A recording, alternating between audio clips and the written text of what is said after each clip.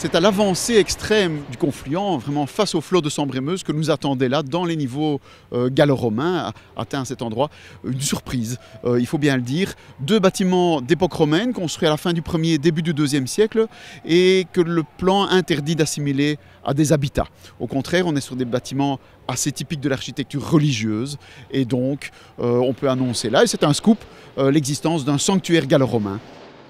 Ce qu'on a découvert, c'est 2 structures quadrangulaires. Donc on a une plus grande structure qui doit faire à peu près 7 à 8 mètres de côté. Donc dans cette structure, on a quoi? On a un mur périphérique et à l'intérieur, un plus petit bâtiment. Donc le mur périphérique, c'est l'enceinte de ce bâtiment et à l'intérieur, on a une cella. Donc on peut l'assimiler à ce qu'on appelle un fanum. Un fanum, qu'est-ce que c'est? C'est un temple de la période romaine typique de la Gaule en fait.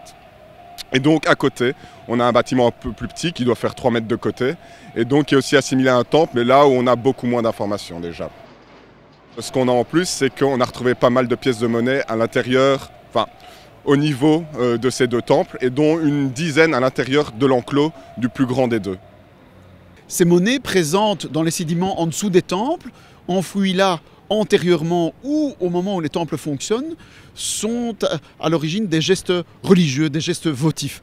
Cela peut se raccorder en fait à ces milliers de monnaies trouvées depuis le 19e siècle dans le lit de la Sambre et qui ont toujours posé question, c'est une vieille question de l'historiographie namuroise, eh bien c'est sans doute effectivement la gestuelle religieuse qui explique toutes ces monnaies jetées là, en relation avec le gué, la traversée de la Sambre, en relation avec le sanctuaire, sans doute. Donc là, il y a un ensemble religieux qui se dégage.